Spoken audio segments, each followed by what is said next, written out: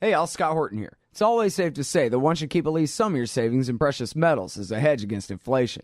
And if this economy ever does heat back up and the banks start expanding credit, rising prices could make metals a very profitable bet. Since 1977, Robertson Roberts Brokerage Inc. has been helping people buy and sell gold, silver, platinum, and palladium, and they do it well. They're fast, reliable, and trusted for more than 35 years. And they take Bitcoin. Call Robertson Roberts at 1-800-874-9760 or stop by rrbi.co. All right, y'all, Scott Horton, I'm him. Check out the archives at scotthorton.org and at libertarianinstitute.org/Scott Horton Show. They get posted up there first, so I'm getting kind of lazy about posting at my own site. You guys need to go to the Libertarian Institute website. Okay, good. Also, I keep forgetting to say, I'm doing questions and answers, so send me your questions, and I'll try to answer them. And then you'll be able to hear all those questions and answers at the whole show feed at scotthorton.org/show. And then also I'm posting them on the blog at the Libertarian Institute as well. Okay, good. Follow me on Twitter at Scott Horton Show. And send me questions there if you want. All right, introducing our long-lost buddy, Chris Deliso. Our good friend, formerly writer for antiwar.com. He keeps his own blog called Balkanalysis, where he writes all about the Balkans. And he lives in Macedonia. And he's got this very important essay, and there's a podcast interview of him as well. And this essay is at The American Interest. This is your free article this month, it says. The American Interest. Macedonia's crisis isn't going away. Welcome back to the show, Chris. How are you, man? I'm great. Thank you very much, Scott. Well, man, I'm happy to talk to you again. I should have mentioned that you're the author of The Coming Balkan Caliphate, which you said was the publisher's idea. You weren't really trying to be that alarmist, but you wrote a hell of a great book about America's intervention in Bosnia there that people need to read. I have a new book coming out on the European migration crisis in May. Oh, yeah? Prager. Yeah. So and what's it called? Migration, Terrorism, and the Future of a Divided Europe, a Continent Transformed. That's the full title. I can't write all that down. Email me that. I shall. I can't write that fast, Chris. All right. Hey, okay, great. Yeah, well, I'll certainly have my eyeballs peeled for that. Now, here's the deal, man. I have to tell you, I read this whole article, Macedonia's crisis isn't going away. I didn't have a chance to reread the whole thing. But I just got to confess to you, I didn't understand it at all. I mean, I know what you're trying to tell me. I just am telling you it couldn't stick in my brain. So I'm going to ask you like this. I don't know the first thing about Macedonia, man. Not the first thing about it, other than people fight over the name. But I'm not even sure who fights over the name. And I know that this article has a lot of left and right and young and old and foreign and domestic and regional and ethnic differences. And I guess, I don't know exactly how to start, but maybe if you could sort of list some of the major sides and factions of who's backing who and who's really against who in a real simpleton Scott Horton kind of way here so I can try to grok you. Well, Scott, in the immortal words of Jeffrey Lebowski, there's a lot of ins, a lot of outs, a lot of what have yous. Yes, many of them. Here in Macedonia, we've been in a almost 3-year political crisis. This began after the elections of April 2014, when the winning party, Vumero Dipune, which is the conservative party that's been in power since 2006, won, and the opposition Social Democrats, which is the remnants of the former communist Yugoslavian Social Democratic Party, lost again, as they've lost since 2006. And they immediately boycotted Parliament and cryptically warned that they had some evidence that would topple the government.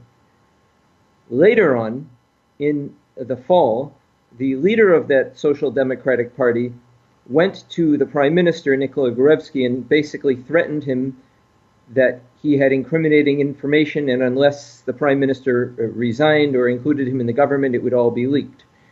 And so the Prime Minister got a court order to record this, and then it showed up on YouTube. In the video, anyone can see that he's saying, I'm working with foreign intelligence services from outside of the region to depose you.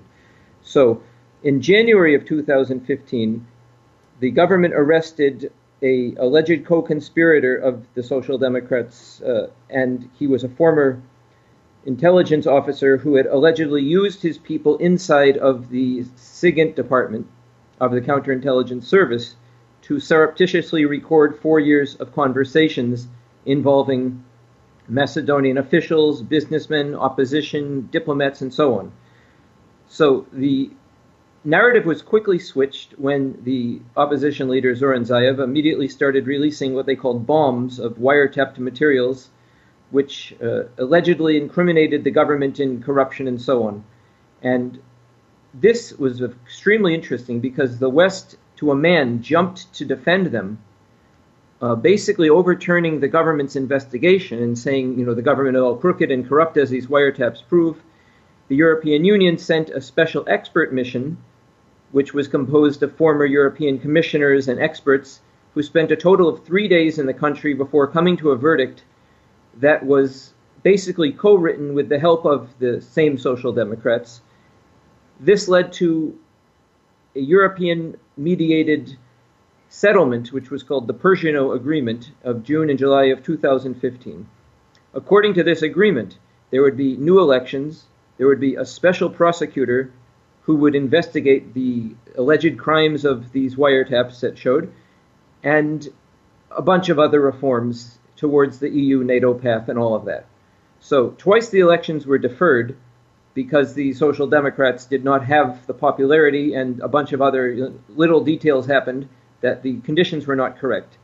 Finally, the elections did happen December 11th of the past year, in which the VMRO, the Conservatives, won by a margin of 2 seats in parliament. And this was highly unusual because it indicated that a lot of Albanians voted for the Social Democrats instead of for the Albanian parties, which has cast a huge chaos over the country and the region. Climaxing in January, when the Prime Minister of Albania, Edi Rama, came up with a platform to unite the Albanian parties of Macedonia for all of these maximalist demands for binational country, for recognizing genocides that didn't happen, for all kinds of crazy things. And nobody has been honest about what is actually in the platform. The president of the country, George Ivanov, said he will not recognize any kind of platform that was created in a foreign country under a foreign leader that's anti-constitutional, that's against the multi-ethnic character of the country, and so on and so forth.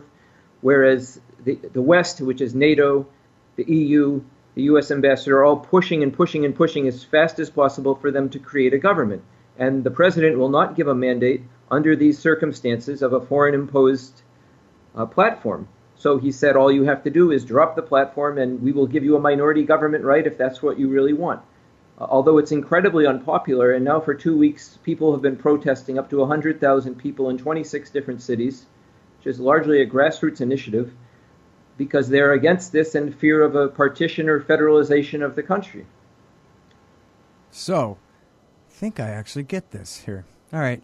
What you're telling me is the U.S. and the EU are demanding that this conservative government that keeps winning, that they immediately form a coalition with the leftist side. But the leftist side includes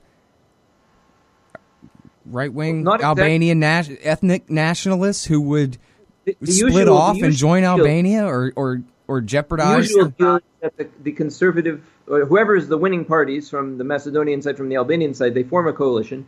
And this was mathematically possible for the conservatives and for the top Albanian party, which is Dewey, to again form a coalition. They had 61 seats, but under tremendous pressure of the U.S. Embassy, the Albanians backed off and went this new adventure. So there would actually be a minority coalition formed of the socialists and a bunch of Albanian factions, which would give them a smaller advantage. So what would have happened is the most powerful and most popular party in the country would be completely out of government, and there would be a total coup d'etat. And right now they're saying, from the socialists, are saying, we're going to do it anyway, whether or not the president gives us the mandate, which sets an extremely dangerous course. But the most important thing, because this is in some extent all local politics, the most important thing that we have investigated and will continue to investigate is how this crisis, because of these wiretaps, has trapped all of these Western agencies and Western interests into defending the Social Democrats from the beginning, because everyone is mutually compromised. And this is where it became really, really interesting. And the U.S. also has launched programs through USAID, which is the U.S. Agency for International Development, which is supposed to be happy people doing happy things, but has become increasingly militarized under the Bush and Obama regimes. So they're all in it, and they're all in a rush, because the USAID has, through its Office of Transition Initiatives, which is OTI, is supposed to be their fast response mechanism, which goes into countries like Colombia and Central Asia, and they put through fast and covert means, usually in 18-month cycles, of making changes on the ground. And this is incredibly exciting for your desk-bound administrative people in Washington who get to feel almost like they're in the CIA or something. And they use contractors who have been in war zones, special operators, people who know how to do stuff. But here it has been such a disaster, because everything they have tried to do since January of 2016 has backfired in a spectacular way that has ruined the credibility of our embassy and of our diplomacy. And they only have another 3 months. And when their report card comes in, if they don't get the goals that they wanted, they could, lose funding. Trump could say this is another, administrative burden that we don't need. So there's a lot at stake that has nothing to do with the actual country or ethnic groups or politicians. Mm-hmm. You drink coffee, I drink coffee, just about everyone drinks coffee. So why bother with anything but the best? Darren's Coffee is roasted at his new shop in Claremont, Indiana. And coming soon, you can order on Amazon and support the show by using Scott Horton's affiliate link. DarrensCoffee.com. Because everyone deserves to drink great coffee. Yeah, that's always an important point. Whoever's instituting the sanctions or aiming the cannons or whatever, they'll always lobby for their job to continue no matter what it is or how contrary to current goals, whatever they're doing might be.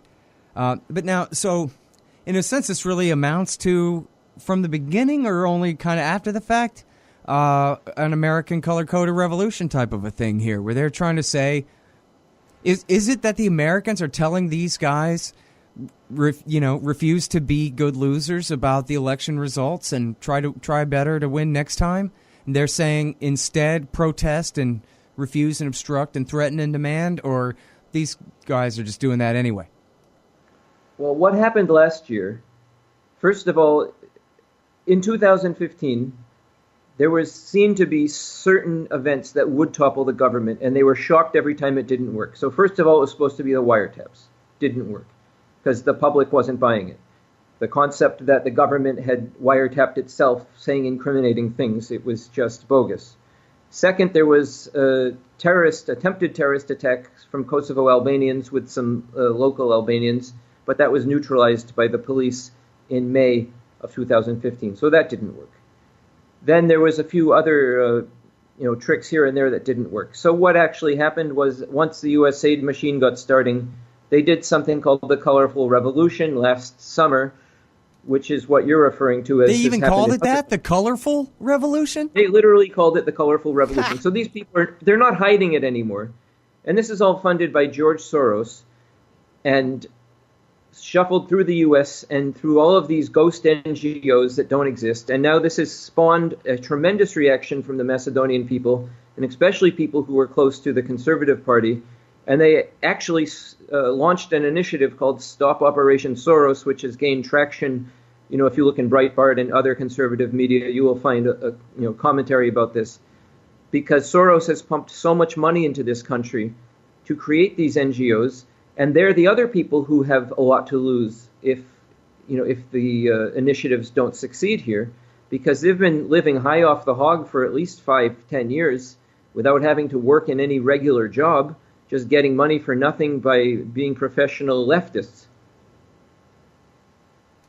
Hey, this could work if you can get it. Apparently, we got an entire middle part of North America saturated with them right now. But I know exactly what you mean. Look at that in America. Macedonia was a dry run for what you're experiencing now. It's basically the same dynamic and same people. Yeah, I mean, they tried to even do the whole big protests in the streets thing, but that's the thing about Americans is we're pretty used to accepting election results and moving on with our lives. We don't, do a color-coded revolution here. It didn't work very well. And, it's funny because they even really, it's that bubble, they talk about. If you ever read a memoir of anybody with power, they're like, yeah, once you're inside that bubble, the bubble of idiocy that surrounds people with power, where they really were entertaining to themselves the idea that, well, maybe we could influence the Electoral College. And it sounds like stupid conspiracy stuff, but no, actually, there's solid reporting from very mainstream sources about how the remnants of the Hillary campaign were seriously considering this and were in contact with the people who were, working on getting a CIA briefing for the Electoral College about how Trump is a secret agent of the Russians. And so that the Electoral College will cancel the election results, which is so fanciful. There's no way it was ever going to happen. And of course, it didn't at all. But meanwhile, if it had happened, it would have led to a war. You know what I mean? If they had really canceled the election like that, and maybe you could steal an election from a Democrat on that level, but certainly not from a Republican like Trump, who won with grassroots support over the elite's dead bodies. No way. And this is what's happening now because there is this tremendous pressure from the West. Every evening there's these grassroots protests, as I mentioned, which have 30,000 here in the capital of Skopje and around the country about a total of 100,000. And I expect this will escalate because people are feeling frightened, first of all, that they could lose their country, the only country they have. And second of all, they feel insulted every time a foreign diplomat comes and says, you must do this. So if you put the most powerful and popular governing party into opposition, then, the former Prime Minister Nikola Gruevski himself says, I can't guarantee what will happen, which is, a bit ominous.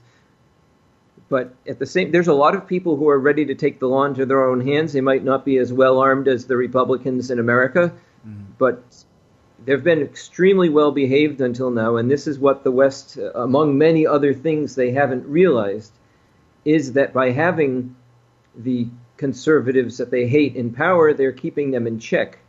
But just how far right are these conservatives anyway? I mean, it sounds like they must be pretty center-rightist to even be in power, right?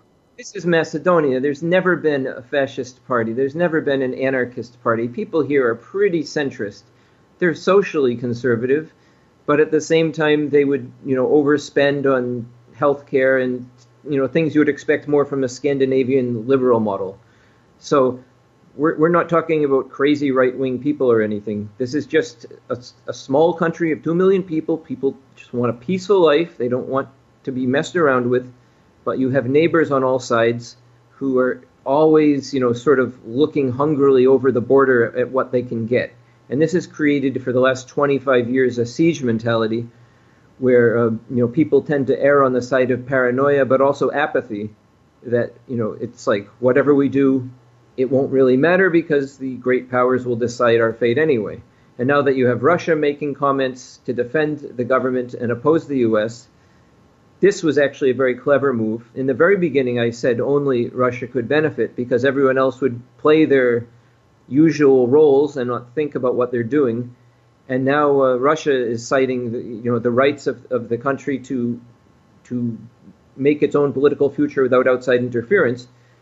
And given the McCarthyite hysteria you have now in Washington, if someone said, Russians say it's good to breathe oxygen, there would be a complaint against that. So Trump is trapped in a way because he has, the Russians are saying to do the sensible thing, but if he agrees with that, then someone's going to blame him from the other side, or even in his own party. So they're in a very difficult situation, and right now there's no clarity, which the Macedonians would, appreciate about what the Trump administration actually plans to do here, because you have an ambassador who's incredibly unpopular. You have holdovers from the Obama administration who are still manning state. He hasn't got down to that level of draining the swamp yet. And So you have people saying completely different things, and no one really knows what is the U.S. policy or how far they're willing to go to see it through. If Hillary had won, which they were expecting, then the country might not exist by now. But so they're far, kind of holding out hope for him, huh? Wow. So now, what exactly is the sticking point with the U.S. here? I mean, you said that they feel like they want to be independent, and I realize that could be enough, but there must be something else, right? Well, there's something like 7 congressmen and Senator Mike Lee from Utah who are now asking for an official investigation of U.S. Embassy, U.S. aid, and Soros money for sponsoring all these NGOs. Well, it's not just his business interests, though, right? They want to bring Macedonia into NATO, or what?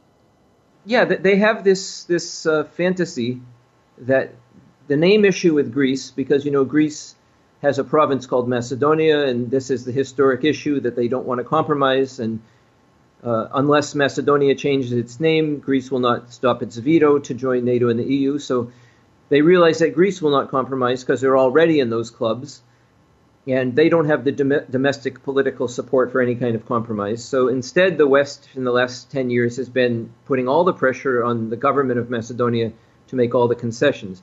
And finally, with these social democrats, they found their man who will do that, who will change whatever it takes to make it happen, even if it means dividing the country with Albania or some other crazy thing.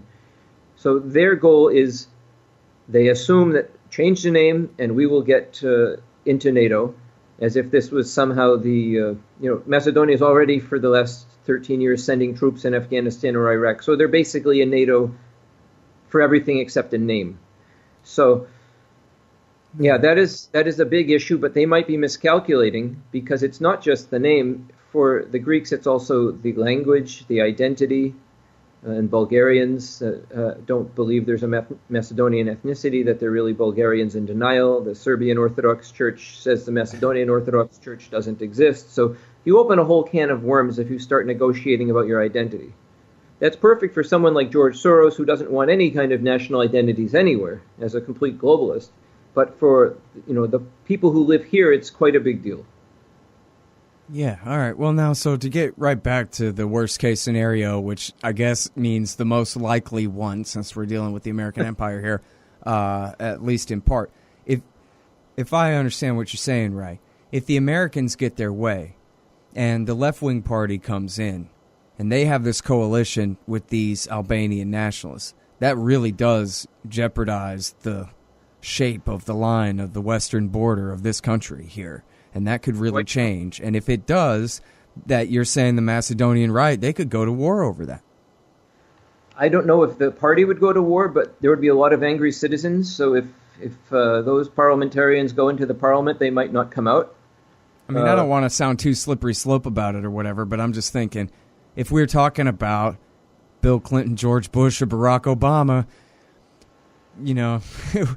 this is what would happen, right? It would be the worst possible thing that could happen. So I don't know why to assume any better about our current dear leader. Yeah.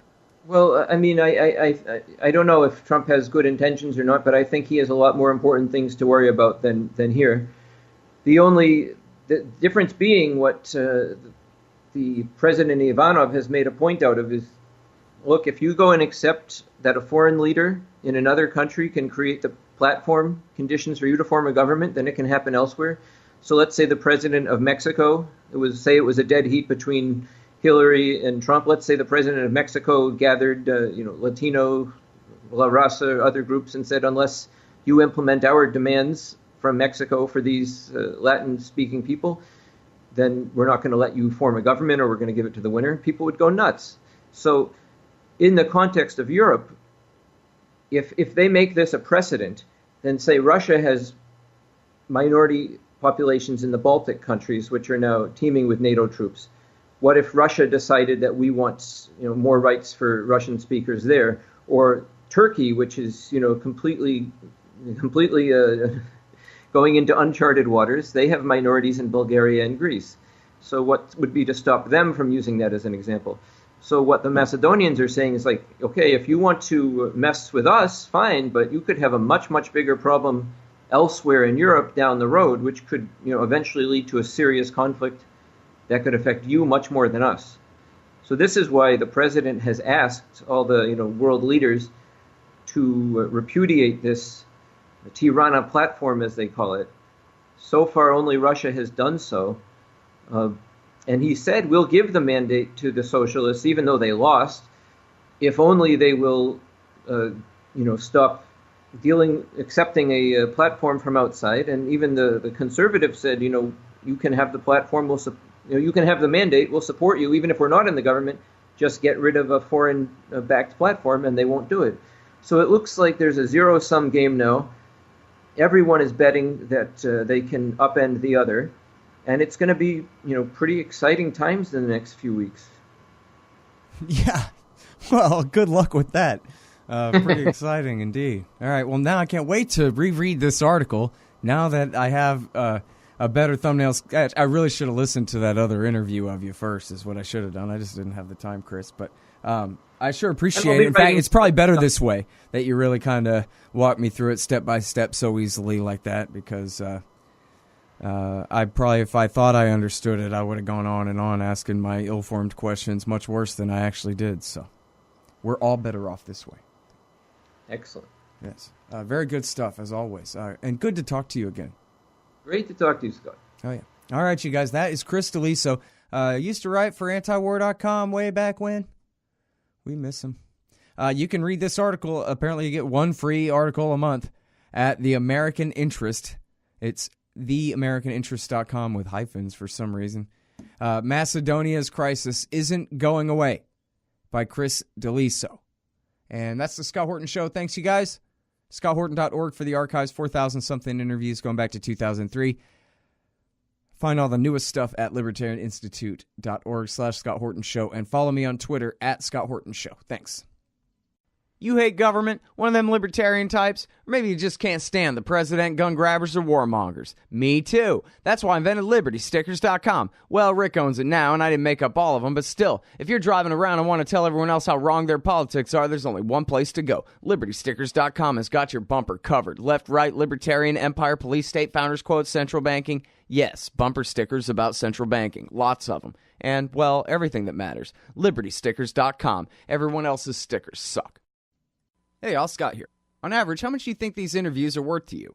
Of course, I've never charged for my archives in a dozen years of doing this, and I'm not about to start. But at patreon.com/Scott Horton Show, you can name your own price to help support and make sure there's still new interviews to give away. So what do you think? 2 bits? $1.50?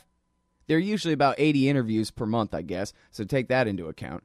You can also cap the amount you'd be willing to spend in case things get out of hand around here. That's patreon.com/Scott Horton Show. And thanks, y'all.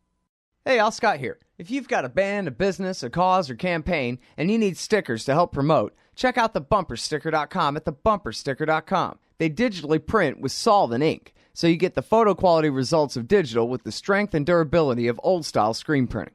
I'm sure glad I sold thebumpersticker.com to Rick back when. He's made a hell of a great company out of it, and there are thousands of satisfied customers who agree with me, too. Let thebumpersticker.com help you get the word out. That's thebumpersticker.com at thebumpersticker.com.